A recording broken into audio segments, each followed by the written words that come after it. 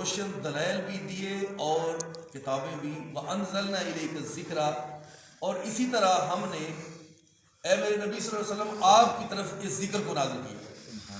الذکر لفظ قرآن کے بارے میں اللہ تعالیٰ نے استعمال فرمایا، اس کو الکتاب بھی کہا گیا ہے، اس قرآن مجید کو القرآن بھی کہا گیا ہے، اس قرآن مجید کو اللہ تعالیٰ نے الفرقان بھی کہا ہے، اور اللہ تعالیٰ نے اس کو ذکر بھی کہا ہے۔ اللہ تعالیٰ نے فرمایا کہ ہم نے آپ کی طرف اس ذکر کو نازل کیا لِتُبَيِّنَ لِلنَّاسِ، تاکہ لوگوں کے لیے واضح طور پر ہر چیز کو کھلا کھلا بیان کریں، مَا نُزِّلَ إِلَيْهِمْ، جو ہم نے ان کی طرف نازل کیا ہے، وَلَعَلَّهُمْ يَتَفَكَّرُونَ، اور تاکہ وہ غور و فکر کریں۔ یعنی پتہ یہ چلا کہ ہر چیز کو سمجھانا، ہر مشکل سے مشکل مسئلے کو سمجھانا ہمارے پیارے نبی صلی اللہ علیہ وسلم کا کام تھا۔ آپ نے لوگوں کو واضح طور پر سمجھا کر کھول کھول کے بیان کیا، اور اس قرآن مجید کی تشریح اپنی مرضی سے نہیں بلکہ اللہ تعالیٰ کی مرضی سے، اللہ کے حکم سے ہوئی ہے، اور اس قرآن کو سمجھایا نبی صلی اللہ علیہ وسلم نے۔ بعد میں کوئی کہے کہ ہم خود اس کو سمجھ سکتے ہیں، وہ نہیں ہو سکتا، نبی علیہ الصلوۃ والسلام نے ہی سمجھایا۔ أَفَأَمِنَ الَّذِينَ مَكَرُوا السَّيِّئَاتِ، کیا وہ لوگ ایسے نہ ڈر ہوئے جو اپنے برے رویے، برے منصوبے، ان میں وہ گھرے ہوئے تھے، ایسے نہ ڈر ہوئے کہ یہ وہ سمجھتے ہیں کہ ہم کو کون پوچھنے والا ہے۔ أَن يَخْسِفَ اللَّهُ بِهِمُ الْأَرْضَ، اللہ تعالیٰ فرماتے ہیں کہ میں جب پوچھنے پہ آؤں تو ایسا نہ ہو کہ میں ان کو زمین میں ہی غرق کر زمین میں دنسا دوں، أَوْ تَأْتِيَهُمُ الْعَذَابُ مِنْ حَيْثُ لَا يَشْعُرُونَ، آیت نمبر 45 ہے۔ اللہ تعالیٰ نے فرمایا یا ایسی جگہ سے ان کو عذاب آئے جس جگہ سے ان کو پتہ بھی نہیں کہ عذاب آ سکتا ہے، اللہ ان کو ایسی جگہ سے پکڑے کہ جہاں وہ سوچ بھی نہیں سکتے میں ادھر سے بھی مجھ کو کچھ ہو سکتا ہے۔ اللہ تعالیٰ فرماتے ہیں یا تو میں ان کو زمین میں غرق کر دوں، دنسا دوں، یا پھر ان کو اس طرح سے عذاب دوں کہ ان کو وہ پتہ بھی نہ چلے کہاں سے عذاب ہے۔ او یاخذہم من تقلبہم فما ہم بمعجزین، اس طرح بھی عذاب آ سکتا ہے جس طرح وہ چلتے پھرتے ہیں، اپنے کہیں کام پہ ہیں یا کسی ملک میں گئے ہیں تو وہاں سے ان کو عذاب آئے اور اس عذاب کو پھر کبھی وہ ہٹا بھی نہیں سکتے، اس طرح ان کو عذاب آئے۔ یہ اللہ تعالیٰ انسان کو تنبیہ کرتا ہے کہ آپ سمجھ جائیں اللہ تعالیٰ کا آیا ہوا عذاب کون ٹال سکتا ہے، اور اس کے سامنے کس کی جرت اور ہمت اور طاقت ہے۔ او یاخذہم علی تخفف فإن ربکم لرؤوف الرحیم، اللہ تعالیٰ اصل میں اللہ تعالیٰ اس وقت تک کبھی کسی قوم کو نہیں پکڑتا جب تک ان میں انبیاء آئیں اور ان کو بات سمجھائیں، اللہ کا تعارف کروائیں، اور وہیں سے ان کو سارا بتائیں کہ یہ اللہ کا حکم آیا ہے، اس چیز کا حکم دیا ہے، اس سے منع کیا ہے، اور ایمان لے کے آؤ۔ جب مکمل ساری چیزیں سمجھا نہ دی جائیں امتوں کو، اس وقت تک اللہ تعالیٰ پھر آخری حد تک لوگوں کو سمجھانے کے لیے انبیاء کو بھیجتا ہے تاکہ کسی طریقے سے ان کو سمجھ آ جائے اور یہ عذاب کا لقمہ نہ بنے۔ تو اللہ تعالیٰ نے فرمایا اس لیے آخری حد تک سمجھانے کے لیے انبیاء آئے اور انہوں نے ان کو سمجھایا، پھر جب بالکل انتہا ہو گئی تو پھر اللہ تعالیٰ نے قوموں پہ عذاب نازل کیا۔ یہ نہیں ہوا کہ سمجھائے ہی نہیں، کوئی آئے نہیں بات بتانے کے لیے تو عذاب آ گیا، نہیں، اللہ اس طرح کبھی ظلم نہیں کرتا۔ اللہ تعالیٰ بہت زیادہ انسان سے پیار کرتا ہے، محبت کرتا ہے، لیکن اللہ تعالیٰ اس کو بے انتہا نعمتیں عطا کرے، سارا کچھ رب عطا کرے، تو پھر اللہ تعالیٰ کہے بھئی یہ میری بات ہے، اس کو آپ نے ماننا ہے، تو وہ بندہ کہے کہ نہیں میں نے اپنی مرضی کرنی ہے، تو پھر اللہ تعالیٰ ان پہ عذاب نازل کرتا ہے۔ اس لیے پتہ یہ چلا کہ نافرمانی بہت بڑا جرم ہے اور اللہ تعالیٰ کی غیرت کو للکارنے کے برابر ہے کہ بھئی ہم نہیں مانتے اللہ تعالیٰ کو، ہم نہیں، مطلب نافرمانی کا صاف دوسرا ترجمہ یہ ہے کہ اللہ تعالیٰ کو صاف یہ کہا جا رہا ہے کہ میں نے نہیں مانا۔ اولم یروا الی ما خلق اللہ من شیء، اللہ تعالیٰ نے فرمایا جو اللہ نے چیزیں پیدا کی ہیں تم نے کبھی ان کو دیکھا نہیں؟ یتفیأ ظلالہ عن الیمین والشمائل سجدا للہ وہم داخلون، کبھی تم نے یہ دیکھا نہیں، کائنات کا معائنہ کیا نہیں کہ اللہ تعالیٰ نے جو سائے پیدا کیے ہیں وہ کبھی دائیں کبھی بائیں، وہ ہر طرح سے اللہ کو سجدے کر رہے ہیں، سائے بھی پہاڑوں کے، دیواروں کے، ٹیلے اور چیزیں جتنی بھی، وہ سب کی سب اللہ تعالیٰ کو سجدہ کر رہی ہیں، دائیں جھکتی ہیں کبھی بائیں، سجدا للہ وہم داخلون، اور وہ سجدے کرتے ہیں اور اپنے ان انتہا کی عاجزی انکساری کر دے. عاجزی کا مطلب کیا ہوتا ہے؟ اپنے آپ کو گرا دینا، جھکا دینا. جو یہ عاجزی ہے، پہلے ہاتھ باندھے، پھر رکوع میں گیا، پھر اور گر کے سجدے میں چلا گیا. اللہ میں بالکل ہی کمزور ہوں، اللہ میں اب تو اپنے ناک سے لکیریں نکال رہا ہوں، اللہ میں میرا کوئی زور نہیں، سب زور تیرے ہیں. میں جھک گیا، میں تجھ سے معافی طلب کرتا ہوں. تو اللہ تعالیٰ کو سب سے زیادہ اللہ کے قریب بندہ سجدے میں ہوتا ہے، سب سے زیادہ. اور سب سے زیادہ اللہ کا پیار اور رحمت جب بندے پہ آتی ہے تو وہ بھی سجدہ ہوتا ہے. سجدے کیا ہے؟ یہ وہی سجدہ ہے.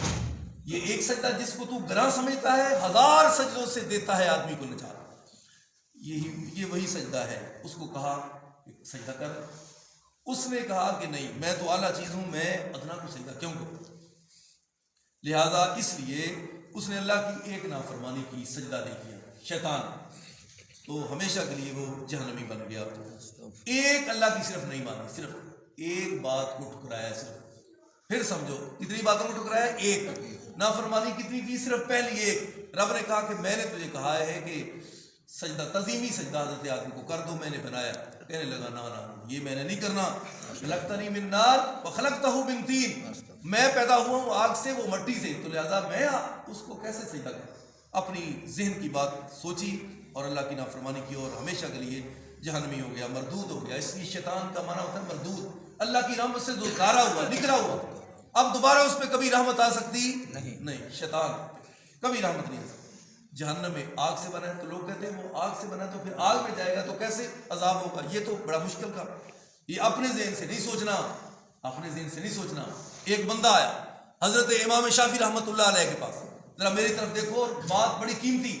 امام شافعی رحمۃ اللہ علیہ کی طرف آیا، کہتا ہے امام صاحب آپ کہتے ہیں شیطان آگ سے بنا ہے تو وہ آگ میں جائے گا، کیسے عذاب ہوگا؟ وہ خود ہی آگ سے بنا ہے.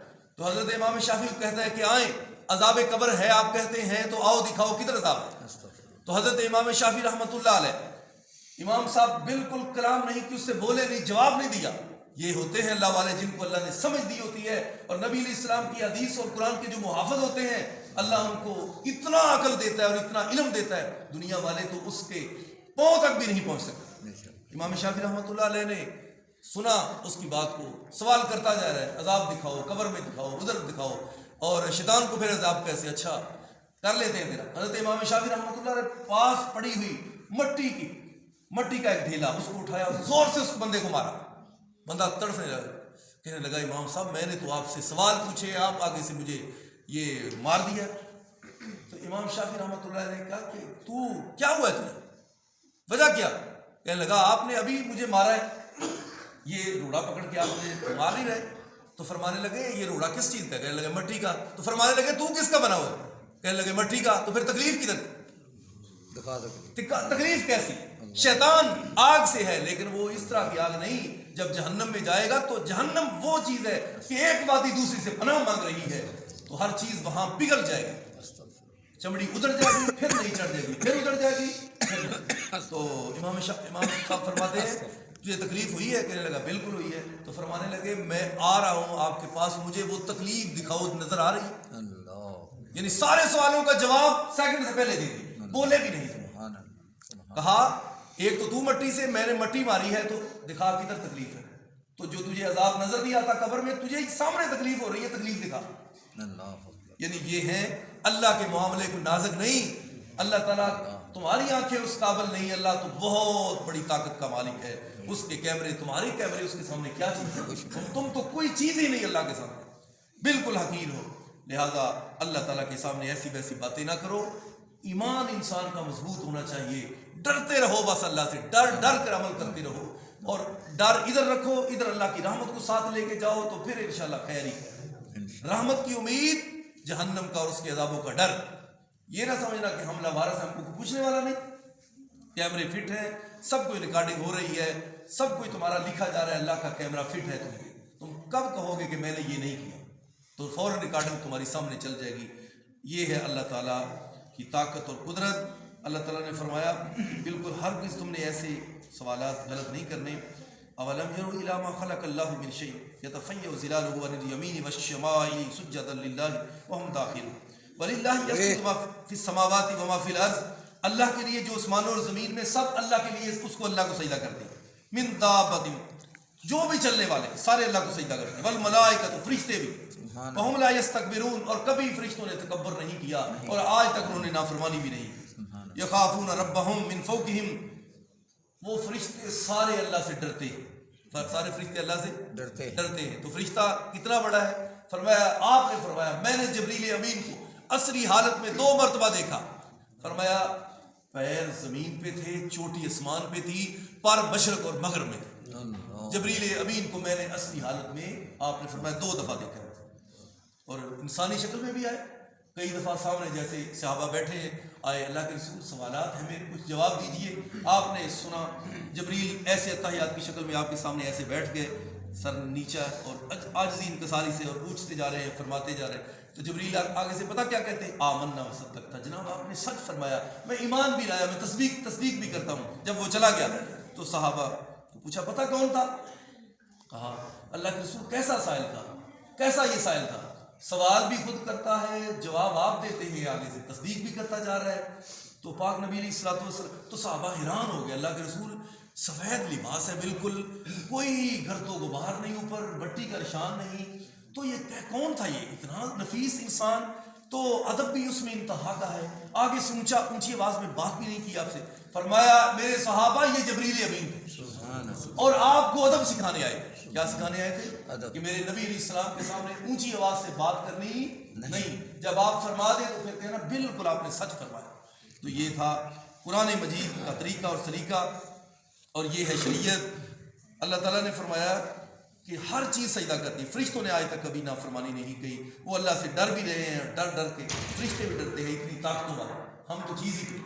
جب ہم کو فرشتہ نظر آئے گا اس وقت ہی ہماری موت کا ہوگا. جب فرشتہ نظر آنا ہے، اس وقت موت کا وقت ہونا ہے جب فرشتہ نظر آ رہا ہے. تو لہذا اس وقت سے پہلے تیاری کرے. اللہ تعالیٰ ہم سب کو بعمل بنائے، قرآن حدیث پہ عمل کی توفیق عطا فرمائے. آخر دعوانا